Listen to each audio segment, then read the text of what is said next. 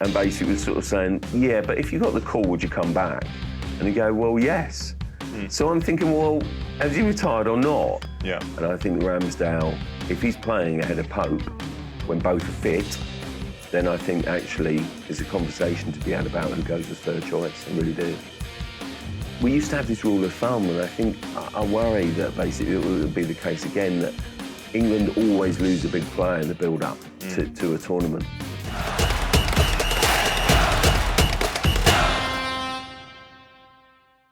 Welcome to Make Football Great Again, the podcast that's not only your definitive 48-nation roadmap to the 2026 World Cup, but is also giving you the ultimate inside track on the race for a place in England's World Cup squad this summer. I'm Harry Brent, and I'm joined as ever by the Mirror's chief football writer, John Cross, as we bring you the latest instalment of our England player rating series as we count down the days to the FIFA World Cup this summer. And John, I just want to kick off by saying what a week of football it's been. All 6 English teams in the Champions League faltering. I mean, it's harsh to say Newcastle faltered, given that they were a last-minute Lamine Yamal penalty away from a historic win over Barcelona. But Man City, Chelsea and Tottenham all losing by 3-goal margins to Real Madrid, PSG and Atletico Madrid respectively. Liverpool, of course, losing to Galatasaray.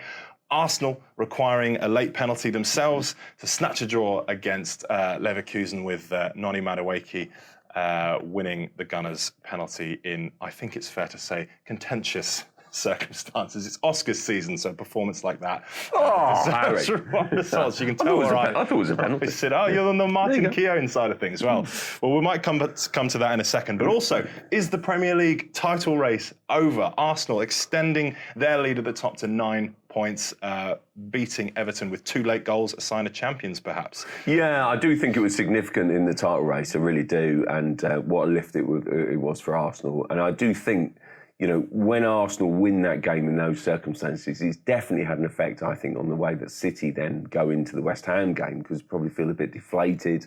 And, you know, yeah, it was a huge weekend for Arsenal and, you know, Arsenal's players, I guess, really. But it was really exciting. But I do think, I look at the Champions League, and I this is going to come back and haunt us, I think, in the World Cup. But players look, to me, I can see it with my own eyes, look tired in those games. They really do. And it's the demands, I think, of the Premier League, the physicality, what you need to put yourself through. You know, there's no doubt about it. English teams with 6 teams in it should be doing well, but we'll probably lose at least 4. You know, we could lose all of them, frankly, you know, this week. And I think a lot of that is down to kind of fatigue. And that is the biggest worry, I think, for Thomas Tuchel ahead of this summer's World Cup as well. Just while it's sort of in the conversation, I want to get your view. Do you subscribe to the English football needs a winter break thing, or do you not think that's...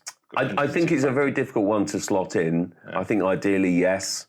I quite liked it when England did it, and you kind of had that sort of kind of slot over of the 2 weekends, and you kind of almost sort of kind of choreographed the fixtures, didn't you? Really, I thought that worked quite well, because it ultimately gives the players about 10 days, and I think it gives a reset. And I don't think you should underestimate how important that is. I think, you know, I mean, it amazes me that basically people still go, oh, wow, look at what, you know, the French league do for kind of, you know, teams like PSG and Monaco, you know, call off the league fixtures. Well, they do it every year. So let's not be surprised about it, because that's how much the respect they give it. And basically because they want their teams to do well, and they champion their teams in Europe.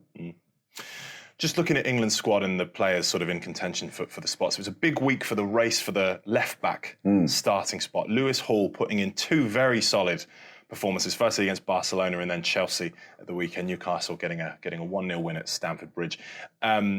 We've spoken before about Man City's Nico O'Reilly probably being the guy to beat in terms of that left-back spot.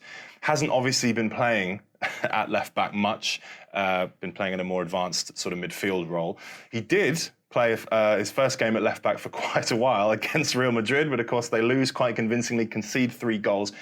Does the comparatively strong form of Lewis Hall, you know, not only putting in performances against, you know, teams like Barcelona and Chelsea, but also against players like Lamine Yamal and Cole Palmer, does that kind of push him ahead of Nico O'Reilly, not least in the kind of sense that is Tuchel going to be looking at, right, I need players who are going to be putting in performances against the top players, because that's what's going to be at the World Cup? Well, look, I think we put together a long list, didn't we, of kind of potential fullbacks, 6 in each almost. Yeah. And to me, I actually think the left-back one is so clear now. It's between Nico O'Reilly and Lewis Hall. I mean, Lewis Hall is one, that Tuchel knows, called him before, knows him from Chelsea. And Lewis Hall is in good form. There's no doubt about it. I mean, blimey, I saw some describe him as English football's most exciting young prospect last week. I mean, blimey, he probably needs to get out of Newcastle a bit more. But look, I think he's having an outstanding season. His tenacity is great. In the last month or so, I think he's been absolutely fantastic.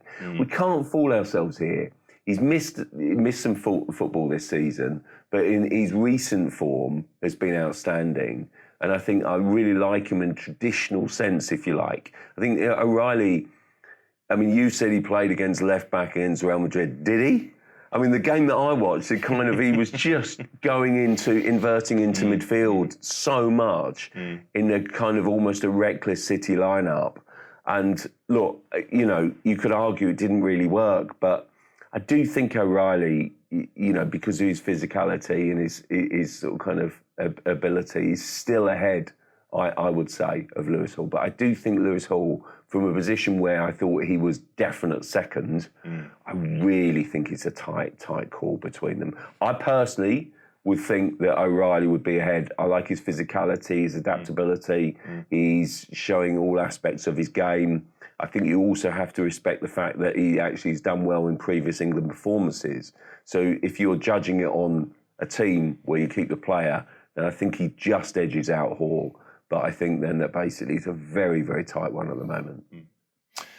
Another goal for Anthony Gordon against Chelsea. His left-wing rival, so to speak, in England's case, Marcus Rashford, only got 20 minutes against Newcastle in the Champions League, was an unused sub against Sevilla this weekend in La Liga. We've spoken again about him maybe being slightly ahead of Gordon in terms of the race for that left-wing spot. Does he need to get more starts in the last sort of couple of months or whatever of the season? Just in the sense that he's obviously had a good season at Barcelona, but the goals have dried up a little bit recently. He's playing a little bit less football, not starting as regularly. Is he in danger now of dropping down the pecking order? Yeah, I think he is. I do think Gordon's had a strange season, hasn't he? He really has. So, he's been outstanding in sort of some Champions League games. There was a bit of controversy last week, about kind of, former players saying, did he really want to play in that game? Which Gordon answered really in unequivocal fashion, didn't he, after that Chelsea game? Very bold. Very angry about that, actually. And really had sort of kind of something to say. He said, who on earth, would want to miss a game like that? Of course it didn't, basically he was desperate to play. And it felt like he had a point to prove. I do feel as if his output, it worries me, in that basically I just don't think his stats have been good enough in terms of goals and assists this season. Certainly not in domestic. In domestic football, it's just not. I mean, obviously been outstanding at times in the Champions League, not just stats but performance as well. And I think then that is a slight concern. He's been a bit up and down, to put it mildly. And yet, I do feel as if he can hit the heights in the running and make it as a really strong case and push for Newcastle to finish well in the European places, then I think he's got this opportunity because Rashford isn't seeing enough football. And I also think that Rashford has to contend with. Tuchel sent such a clear warning, didn't he, sort of kind of the back end of last year, saying that basically he needs to do more. He shows me on the training pitch that he's a world-class player. He needs to produce that in the games too. Sticking with, speaking about Gordon, sticking with Newcastle, Harvey Barnes scored their goal against Barcelona, and that makes 14 goals for the season. Why are we not considering Barnes for England's selection? Because there's better players, I think, basically. Sorry, Harvey Barnes. But I do like Harvey Barnes. I think sometimes we can get caught up in basically thinking that, just because they're doing really well in the Premier League and for their club, then there basically should be an automatic, pull. I mean, blimey, I can't think of too many other sort of kind of teams like Newcastle. They have 3 good games, and all of a sudden, there's this kind of loud thundering from Newcastle, basically saying, "Why are we ignoring this player?" Well, we're not, but I just think there's a lot of competition there. I think Gordon and Rashford are there.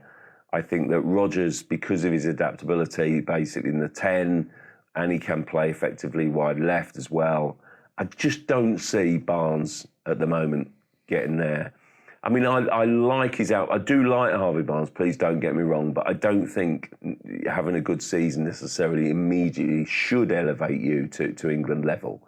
But I do feel as if he's clearly made it, it was public, wasn't it, that basically turned down Scotland because he obviously harbours the ambition. Yep. And so I really admire that ambition, but I think we're talking about one more squad before the World Cup squad selection, and I just think it's too little space for Barnes. He's not really featured before now, so in a major push. I think there's been a couple of occasions where it feels to me he's been closer actually than now, and I do like Barnes, so I think he's very efficient, and I like him, and I think he's good, but I just I can't see him displacing Rashford or Gordon. What a weekend for Max Dowman. Yeah. Obviously came on as a late substitute against Everton. It was effectively the difference maker. It was his cross that produced the breakthrough goal for Arsenal. Then obviously he added the second late on to become the Premier League's youngest ever goal scorer at 16 years and 73 days. What was I doing at 16 I know, it's amazing. Playing Call of Duty, I imagine. We spoke a couple of weeks ago about Liverpool's style at Rio Ngamoa and whether it's worth England kind of considering him as a wildcard option, just somebody to include, and you might give him a substitute spot, he might come on as an impact sub in one of the games or whatever. I think the general verdict from you there was probably not worth it, not least given the kind of Theo Walcott experiment we had in 2006. But I just want to pose a similar question about Dowman, because did the effectiveness and the maturity of his cameo against Everton kind of suggest that he could have an impact sub role for England? I know he's super young, and I know it's probably a case of us getting way ahead of ourselves. But if he can do it for Arsenal, which I think the weekend sort of proved, certainly in isolation he can, why can't he do it for England? He can. I just think this one is too soon. I think within 3 years, I think he can be England's best and most important player. I really do. I think he's just phenomenal. I think he can be, within 5 years, one of the best players in the world. I really do. I think he's got the world at his feet. But I do think we still need to manage expectations and kind of levels. And I still think then that basically it would be too soon for him. I mean, so many players sort of kind of down the years have kind of skipped, I don't know, under 21 levels and performances and that sort of things. I think that would be the natural sort of progression. But there's no doubt about it, Max Dowman can be an absolute England superstar and will be an England superstar if all things play out and, avoids injury and what have you. But I just think it would be too soon now.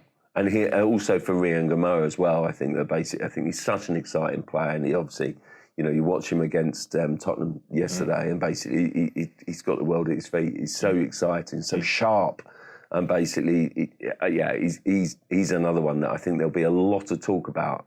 I mean, Thomas Tuchel names his squad on Friday. I guarantee you there'll be a Max Dowman question, because basically all of a sudden he's put himself out there, hasn't he? He's really, but in my view, it's too soon for this tournament. But the one thing is that is really noticeable. Every Arsenal player that talks about Dowman talks about the way that he settles in, and basically he's just part of, found his place naturally, which is great. So yeah, I mean, I don't know whether you share this observation. It reminds me a little bit of Jack Wilshere, the fact that he kind of just looks like a seasoned first-team player when you watch him on the ball. He doesn't look like a skittish young guy who's just finding his feet. There seems to be a level of naturalness, fluid, just that kind of, as you say, already very settled. Do you expect Dowman and Ngamoa to be in England squad for the Euros in 2 years' time then? Listen, when it's always a tradition, isn't it, that basically when England go out, we have this inquest, and then basically football writers like me are asked for their squad for the next tournament, or kind of the team for the next tournament. I'll be putting Dowman and Gamoa in for the Euros. It will be the home Euros across the UK. But basically, I feel as if that those two have got so much to offer. It's such an exciting time. You know, Gamoa is really, really outstanding. I must say, I do think Dowman is. I look back upon the last 25 years or so and think of generational talents who have been incredible. And the ones that make me think of Wayne Rooney, Jack Wilshere, who I have to say, there was so much buzz around Wilshere coming through the ranks. And basically from years before he made his debut, please don't get me wrong, injuries have obviously really impacted his career negatively and probably didn't fulfil what he had hoped to do, potentially sort of kind of for club and country. And he's even spoken about that, actually. And then Jude Bellingham.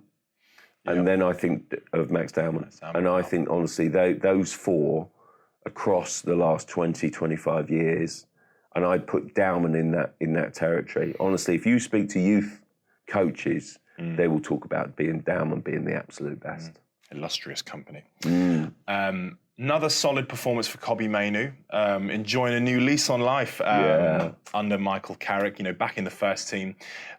We've obviously spoken about him kind of being in contention with the likes of Elliot Anderson and Adam Wharton for that sort of spot next to Declan Rice in England's first team, or at least sort of competing for that spot. I just want to pivot slightly away from England and ask you a Man United question. It's sort of widely understood that they're looking to revamp their midfield a little bit this summer. We know Casemiro's leaving. They've been linked with Anderson, with Wharton.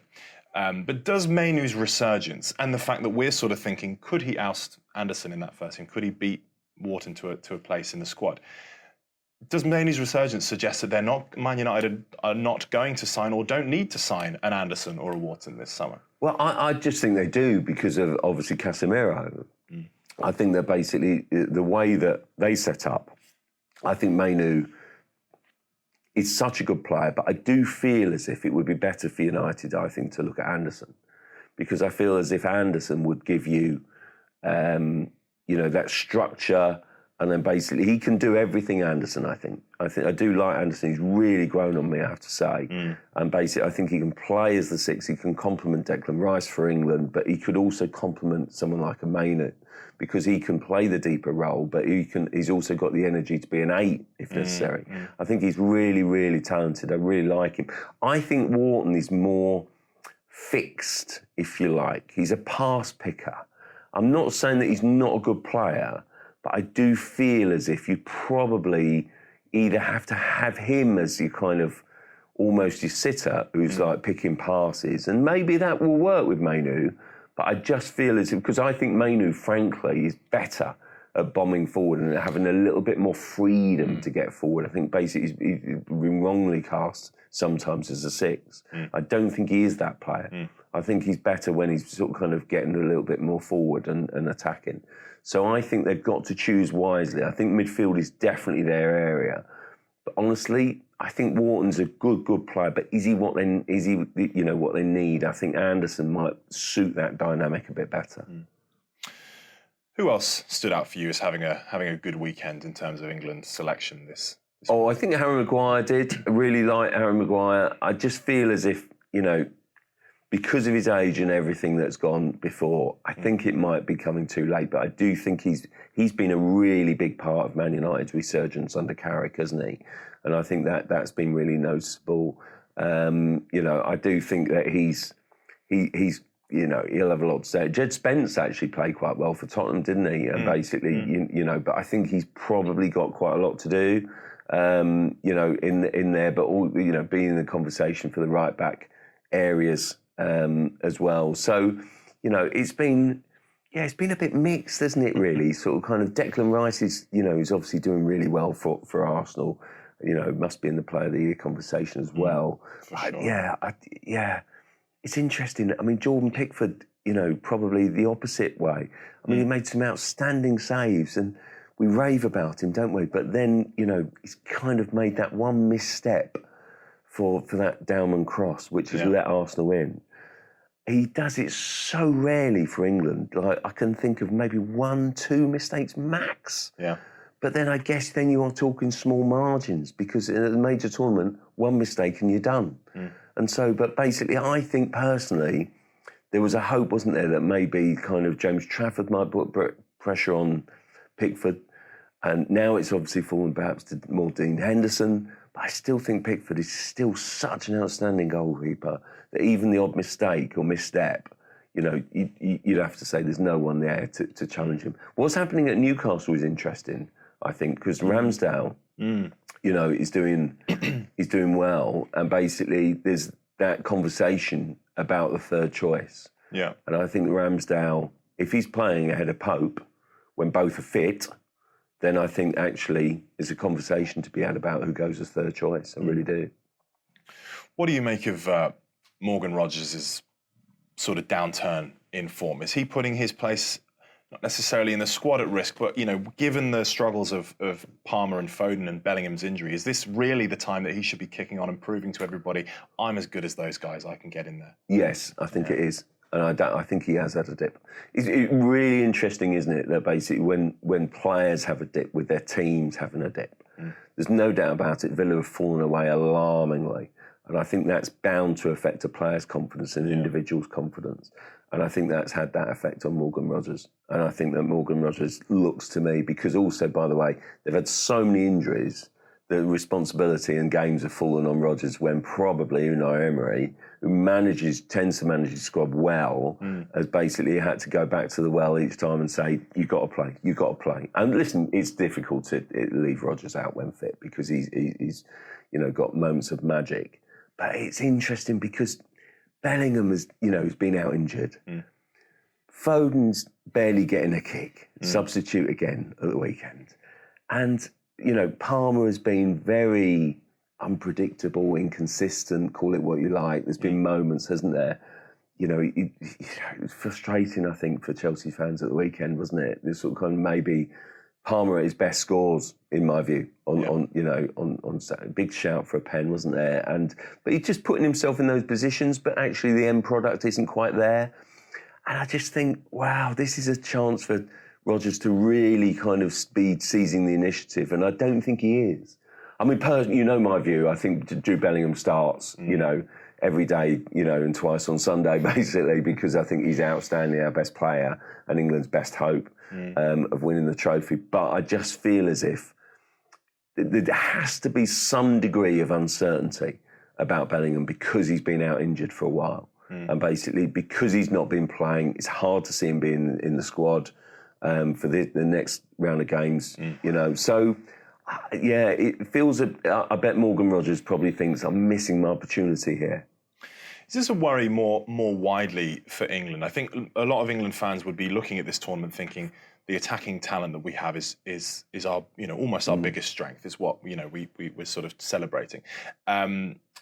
But as things stand, I mean, Harry Kane's obviously doing absolutely fine. But, you know, all those number 10s we mentioned, all, you know, either whether it's injuries or disappointing form, they're not quite at it. Is this a bit of a concern for England generally? Are we going to, if we head into the tournament with players out of form, players not particularly fit, are we sort of losing our biggest, or big chunk of our biggest weapon? Massively.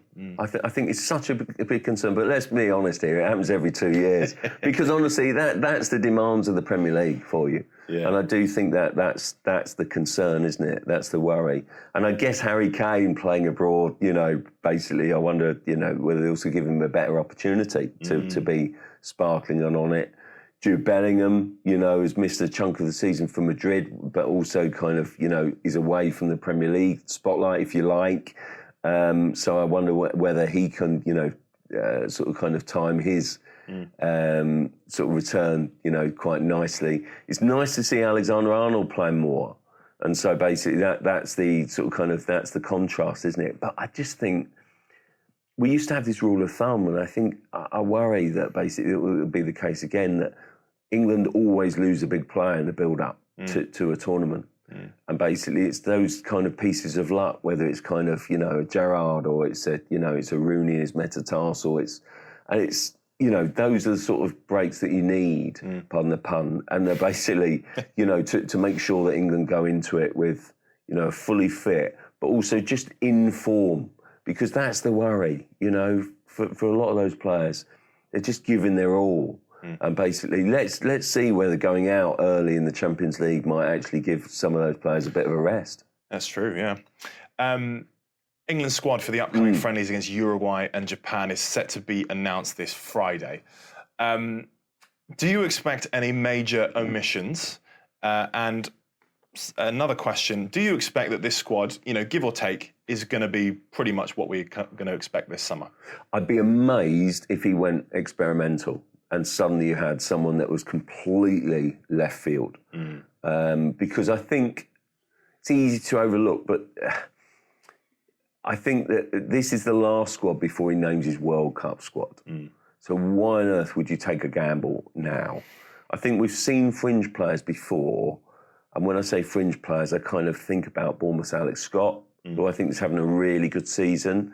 So he was kind of in, before, but could you really, call a Liam Delap? I don't think you would on form particularly, but also, you can't gamble at this stage. So I think that's the bigger concern.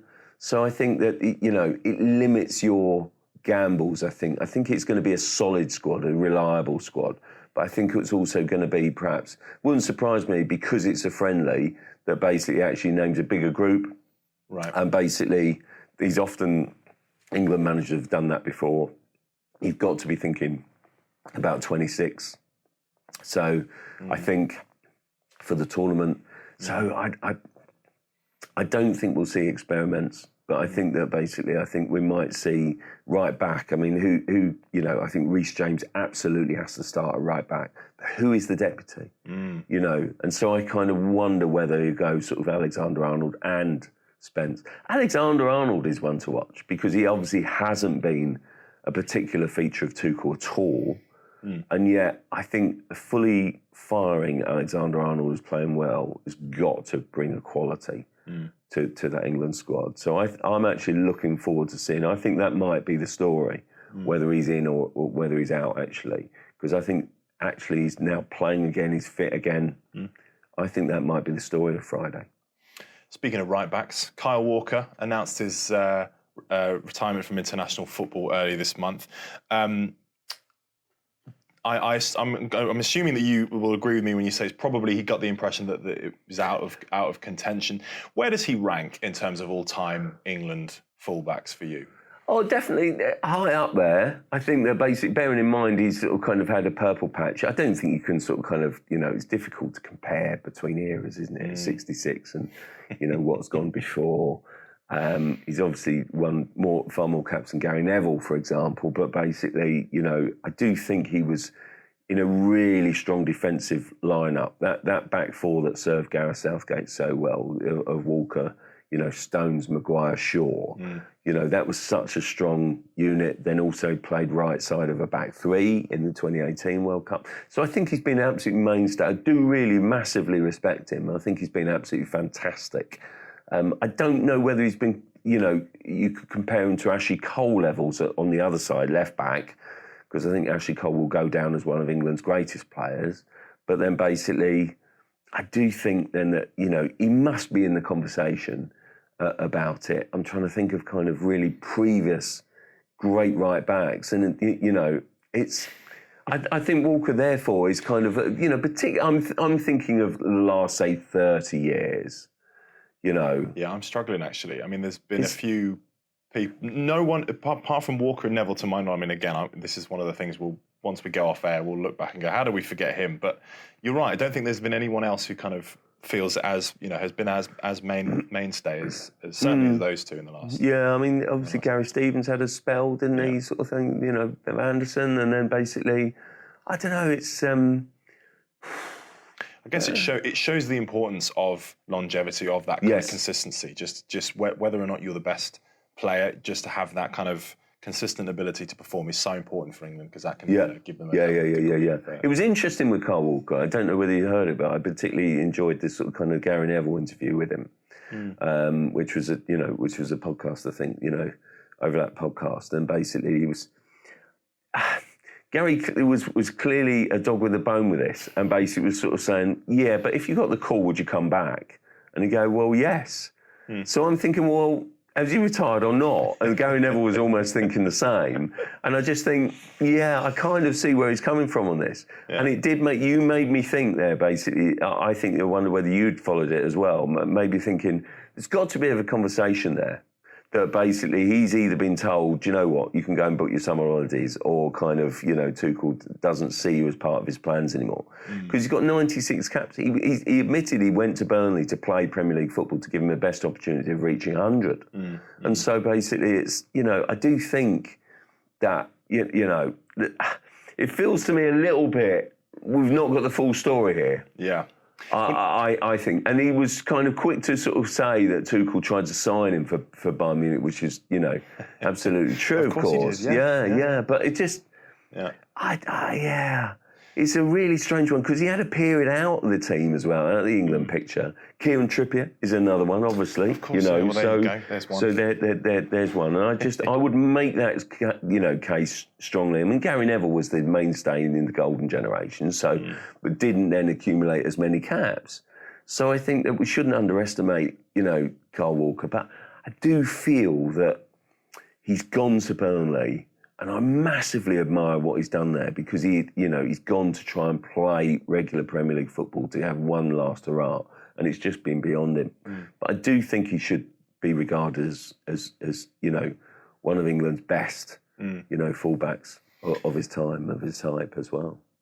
Yeah, there's echoes slightly this sort of early retirement announcement of Ashley Cole in 2014. I think it was when he got wind that he wasn't going to be included in the 2014 World Cup squad. If my memory serves me, I think he announced his retirement just before that last squad was announced. I think Luke Shaw, I think when still a teenager, got in ahead of him, and it was kind of I'm gonna take the initiative and retire before you can reject me. I wonder if there's Kyle Walker definitely sort of said that I kind of wanted to control my own destiny. Yeah, and I kind of that's fine, but it was. I think if you're going to do that, I think you've got to have had an indication that actually you need to control your own destiny. Does that make sense? Yeah. So basically, he's not going to control that, thinking that he's actually got a chance. So I think clearly, even though he couldn't quite admit it, then basically he's probably been told, no, not this time. Just to wrap us up today, what would you say is England's weakest position on the pitch, both in terms of the quality of who's starting in that position and the kind of depth available? I definitely think centre forward is a worry. I think without Harry Kane, I think we've got a problem. I think that's a concern. Obviously, when he's fit, one of our, if not our strongest position. There's no doubt about it. But it's the depth-wise that is a concern. I think the midfield is still a little bit of a concern. I mean, much more about the 10, because Rodgers has definitely taken a dip. Bellingham's fitness, and as you know, Bellingham definitely gets in for me. But you need a fully fit and sharp Bellingham, and if he's fit and available, and Harry Kane is there as well, well, England are in great shape, absolutely phenomenal shape. No worries there at all. But and I think left wing's a bit. Saka's not having a great individual season by his own standards. So there's a few issues there. But I'm hoping they're saving their form for the World Cup. Exactly, yeah. The best form is going to pick up in May, and then it's all going to be gung-ho from there. Brilliant. Thank you, John. Appreciate your time. Well, that's a wrap for this latest instalment of our England player rating series. Head on over to Mirror Football on the website and on the app to have your say on who should stay and who should go as part of Thomas Tuchel's World Cup squad this summer. And don't forget to subscribe to Make Football Great Again. We're on YouTube, we're on Apple, we're on Spotify, and we've also launched our gigantic 2026 World Cup preview series where we're sitting down with a representative from every single nation heading to the tournament this summer. We've got our Mexico episode live. Go and check that out on all our channels. We've got Brazil, Argentina, Netherlands, South Africa, Switzerland, all to come in the next couple of weeks. So go and check them out. You won't regret it. Until next time, keep making football great again.